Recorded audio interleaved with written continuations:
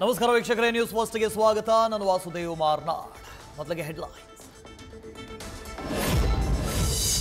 ಅತ್ಯಾಚಾರ ಪ್ರಕರಣದ ಆರೋಪಿ ಪ್ರಜ್ವಲ್ ರೇವಣ್ಣಗೆ ಬಿಗ್ ಡೇ. ಜನಪ್ರತಿನಿಧಿಗಳ ವಿಶೇಷ ಕೋರ್ಟ್ನಿಂದ ಇಂದು ಅಂತಿಮ ಆದೇಶ ಪ್ರಕಟ.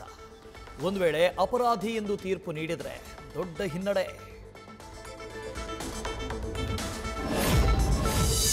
ಧರ್ಮಸ್ಥಳದಲ್ಲಿ ಶವ ಹೂತಿಟ್ಟ ಕೇಸ್ನ ತನಿಖೆ ಚುರುಕು. ಪಾಯಿಂಟ್ 6ರ ಸಮೀಪದಲ್ಲೇ ಇರುವ ಪಾಯಿಂಟ್ 7ರಲ್ಲಿ ಇಂದು ಹುಡುಕಾಟ. ಕಾರ್ಮಿಕರು ಜೆಸಿಬಿ ರೆಡಿ.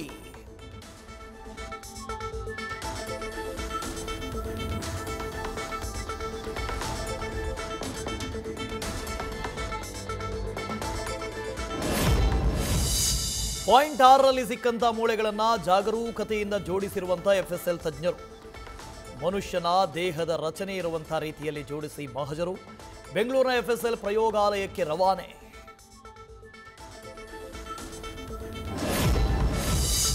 ದೂರು ಕೊಟ್ಟ ಬೆನ್ನಲ್ಲೇ ರಮ್ಯಾಗೆ ಬರ್ತಾ ಇವೆ ನಿರಂತರ ಅಪಾಲಜಿ ಮೆಸೇಜ್ಗಳು.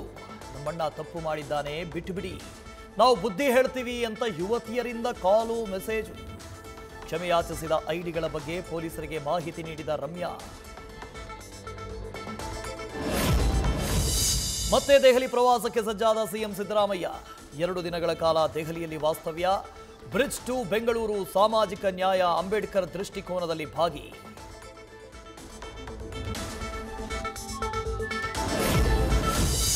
ರಾಜ್ಯದ ವಿಚಾರದಲ್ಲಿ ಕೇಂದ್ರ ಸರ್ಕಾರದಿಂದ ಅಸಹಕಾರ ಆರೋಪ. ದೆಹಲಿಯಲ್ಲಿ ಚುನಾವಣೆ ಅಕ್ರಮ ವಿಚಾರ ಕುರಿತಂತೆ ಜುಲೈ 5ರಂದು ಪ್ರತಿಭಟನೆ. ರಾಹುಲ್ ಗಾಂಧಿ, ಖರ್ಗೆ ಸೇರಿ ದೆಹಲಿ ನಾಯಕರು ಭಾಗಿ.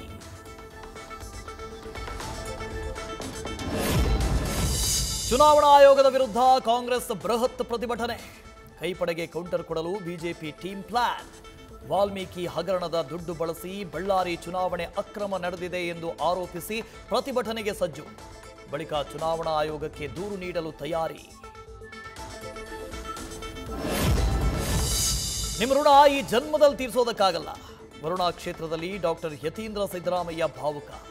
ನಮ್ಮ ತಂದೆಯವರು ಸಿಎಂ ಆಗುವುದಕ್ಕೆ, ನಾನು MLA ಆಗುವುದಕ್ಕೆ ನೀವೇ ಕಾರಣ ಎಂದ ಡಾಕ್ಟರ್ ಯತೀಂದ್ರ.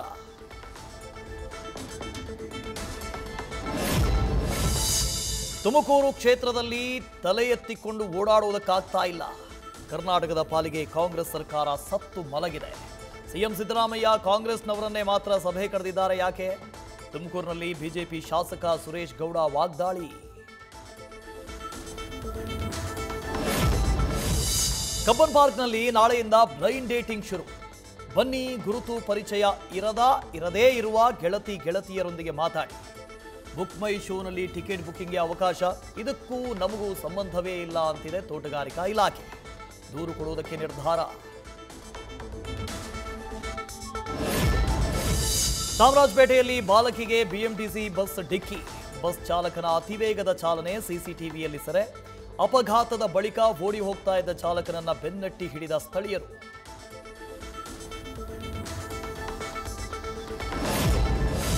ಟ್ರೇಡಿಂಗ್ ಹೆಸರಲ್ಲಿ ಯುವತಿಯಿಂದ ವಂಚನೆ ಆರೋಪ. ಆನ್ಲೈನ್ನಲ್ಲಿ ರಾಜ್ಕುಮಾರ್ ಎಂಬಾತನಿಗೆ 30 ಲಕ್ಷ ಹಣ ಪಡೆದು ಪರಾರಿಯಾದ ಲಾವಣ್ಯ. ಮೈಸೂರಿನ ಸರಸ್ವತಿಪುರಂ ಠಾಣೆಯಲ್ಲಿ FIR ದಾಖಲು. ಬೆಂಗಳೂರಲ್ಲಿ ಮತ್ತೊಂದು ಗೋಲ್ಡ್ ಸ್ಮಗ್ಲಿಂಗ್ ಶಂಕೆ. ರಾಜಸ್ಥಾನ ಮೂಲದ ವ್ಯಕ್ತಿಯ ಹೊಟ್ಟೆಯಲ್ಲಿ ಗೋಲ್ಡ್ ಬಿಸ್ಕೆಟ್ ಪತ್ತೆ. ಆರೋಪಿಗಳ ಪತ್ತೆಗೆ ಪೊಲೀಸ್ ಮಹಾನಿರ್ದೇಶಕರಿಗೆ ದೂರು.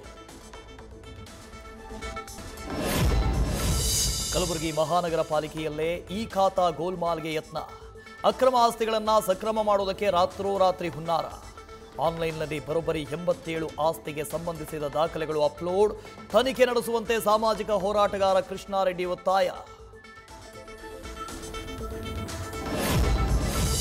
52 ದಿನಗಳಲ್ಲಿ ದೆಹಲಿಯಿಂದ ಮಂಡ್ಯಕ್ಕೆ ಬಂದ ಪಾರಿವಾಳ. 1790 ಕಿಲೋಮೀಟರ್ ದಾಟಿ ಮಾಲೀಕ ಶ್ರೀಧರ್ನನ್ನ ಹುಡುಕಿಕೊಂಡು ಬಂದ ಪಿಜನ್. 1 ವರ್ಷ ವಯಸ್ಸಿನ ಪಾರಿವಾಳ ಅಭಿಮನ್ಯುನ ವಿಶೇಷ ಸಾಧನೆ.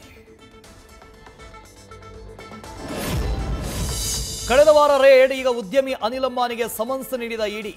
17,000 ಕೋಟಿ ಲೋನ್ ಫ್ರಾಡ್ ಕೇಸ್ ಸಂಬಂಧ ವಿಚಾರಣೆ. ಆಗಸ್ಟ್ 5ರಂದು ದೆಹಲಿಯ ಇಡಿ ಕಚೇರಿಯಲ್ಲಿ ವಿಚಾರಣೆಗೆ ಹಾಜರಾಗುವಂತೆ ಸಮನ್ಸ್. ದಿನದಲ್ಲಿ 50 ಬಾರಿ ಮಾತ್ರ ಖಾತೆಯಲ್ಲಿರುವ ಬಾಕಿ ಹಣ ಪರಿಶೀಲನೆ. ದಿನಕ್ಕೆ 25 ಬಾರಿ ಮಾತ್ರ ಮೊಬೈಲ್ ಸಂಖ್ಯೆಗೆ ಲಿಂಕ್ ಖಾತೆ ಮಾಹಿತಿ. ಇಂದಿನಿಂದ UPI ನಿಯಮಗಳಲ್ಲಿ ಬದಲಾವಣೆ. ಸೌರಶಕ್ತಿ ಉತ್ಪಾದನೆಯಲ್ಲಿ ಜಪಾನನ್ನು ಹಿಂದಿಕ್ಕಿದ ಭಾರತ 1,08,494 ಗಿಗಾವ್ಯಾಟ್ ದಾಖಲೆಯ ವಿದ್ಯುತ್ ಉತ್ಪಾದನೆ. ಚೀನಾ ಮತ್ತು ಅಮೆರಿಕ ನಂತರದ ಸ್ಥಾನದಲ್ಲಿ ಈಗ ಎನರ್ಜಿ ಭಾರತ.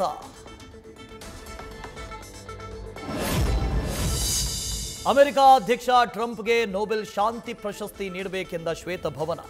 ಸರಾಸರಿ ತಿಂಗಳಿಗೆ 1 ಕದನ ವಿರಾಮಕ್ಕೆ ಮಧ್ಯಸ್ಥಿಕೆ ವಹಿಸಿದ್ದಾರೆ.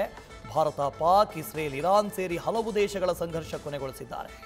ಇದು ಟ್ರಂಪ್ಗೆ ನೊಬೆಲ್ ಶಾಂತಿ ಪ್ರಶಸ್ತಿ ನೀಡುವ ಸಮಯ ಅಂತ ಹೇಳಿಕೆ.